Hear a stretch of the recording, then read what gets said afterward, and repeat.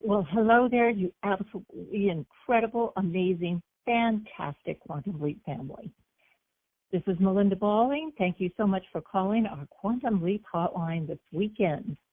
Well, are you excited about this double credit? 1 week to get it done. Well, actually less than a week right now, but until Friday, which is the 29th. Okay, so 500 wholesale this week is going to equal 2,000 retail. Oh my goodness. That will jumpstart you to the Princess Court, your Unit Court, the Queen's Court, and even if you haven't set a goal for a specific landing place, which I really encourage you to do that as soon as possible. We're into the second month of our seminar year, but this is such a great opportunity. So put your thinking cap on, get creative, and reach out to your loyal customers, friends, and family. Tell them you have a big goal, and you are going to offer them a special whatever it is you want to offer.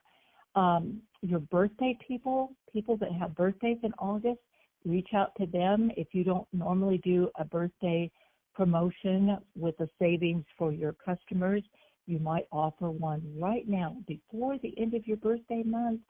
Please purchase any item you want and a second one at half price or whatever that incentive is that you want to give. But my friends, pull out the stops and get your minimum 500 wholesale accomplished this week so that you can maximize that double credit. Such a great opportunity. Okay, well, today I want to visit with you a little bit about self-care. You know, we hear a lot about self-care, and sometimes I think people think of it as selfish or maybe a luxury, but really, my friends, I believe that self-care can be used as a gift to others. Yes, when we hear the term self-care, many of us may think of it as a luxury, something we'll get around to when everything else is done. But here's the truth. Self-care is not selfish. In fact, my friends, it is one of the most generous things you can do. Really? Yes. Why? Well, because when you take care of yourself, you expand your capacity to care for and give to others. Think about it this way. If your energy tank is running on empty, your ability to give, whether it's love, patience, creativity, or leadership, is limited. But when you're fueled, rested, and centered, well, you're going to overflow with what others need from you. You can show up with clarity and enthusiasm and joy and a lot of warmth, actually. So self-care is about creating habits that are really going to protect your energy and nourish you. In other words, not only nourish your body, but nurture your spirit. It isn't only bubble baths and spa days. No, not at all. It is the daily choices that help you stay grounded, energized, and inspired. So let's talk about a few powerful ways to demonstrate self-care in everyday life. These are the habits: rest and renewal. Number one, sleep. Yep, don't be sleep deprived because sleep is the foundation of your health and productivity. Protecting your rest allows your body to heal, your mind to reset, and your emotions to stabilize. Even short breaks during the day can help you come back refreshed and more focused. You know, I hear people say, oh, I only need 5 hours of sleep, or I only get 6 hours of sleep. Well, you know, maybe you can push yourself through, but your body needs rest. Number two, right next to it, nourish your body because, yep, food is fuel and hydration is life. And it's important for us to choose, well, meals that are going to give us energy rather than drain it. And you know what that is. I mean, I love protein bars, but honestly, if I have a protein bar as a meal replacement, I don't care if it says it has 25 grams of protein, it has only, 2 grams of sugar, whatever. It's not real food, and I do not feel energized. So it's really important that we're drinking enough water as well. And these are just basic needs of our body.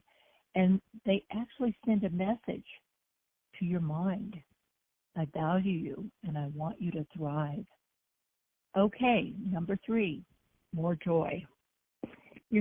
Exercise doesn't have to be a chore. It can be a celebration of what your body can do.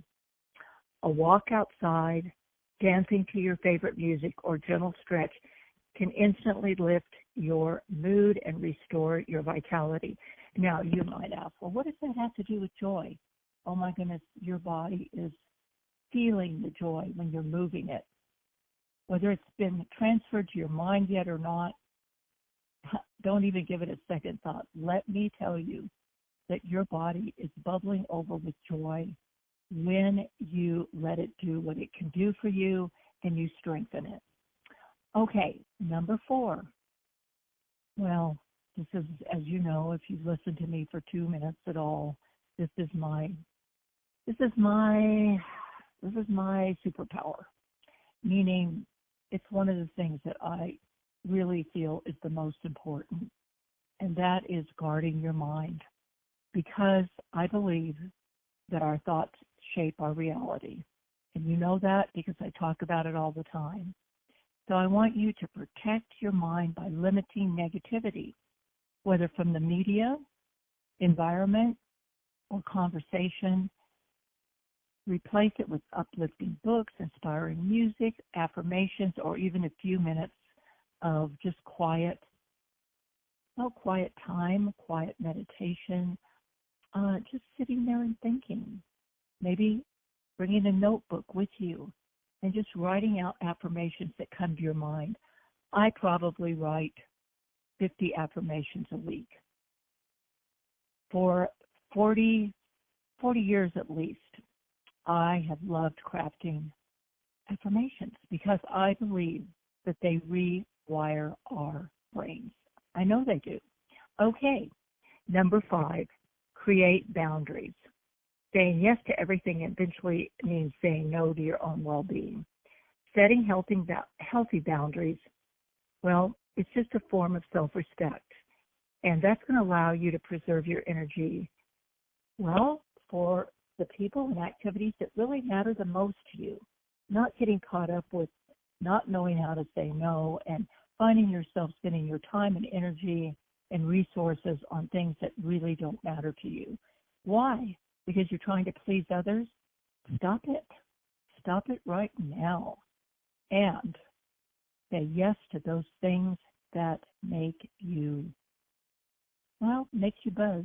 Yep. All right. And finally, number 6, create small joys. Okay, so I'm back to joy, but self-care is also about feeding your spirit. Enjoy your favorite cup of tea. Listen to a podcast that makes you laugh. Light a candle, or just spend time in nature. These little joys keep your heart light and your spirit resilient. And when you weave these practices into your life, you're going to notice something beautiful. Your patience stretches further. Your smile comes easier. Yes, and your presence becomes a gift to everyone around you. By caring for yourself, you're actually caring through yourself, pouring from a cup that is full, not empty. So, my friends, please, please, please remember this. Self-care isn't indulgence. It is really stewardship of the most valuable resource you have, you. And when you honor that, you unlock your ability to give more freely, more joyfully, and more abundantly to others. All right. So here is my closing affirmation for you today. I choose self-care without guilt because a strong, radiant me is unstoppable, and everyone benefits from my shine. All right. I choose self-care without guilt because a strong, radiant me is unstoppable and everyone benefits from my shine. Again, I choose self-care without guilt because a strong, radiant me is unstoppable and everyone benefits from my shine. All right, my friends. Well, thanks again for calling. Have a blessed and beautiful day. God bless you, and goodbye for now.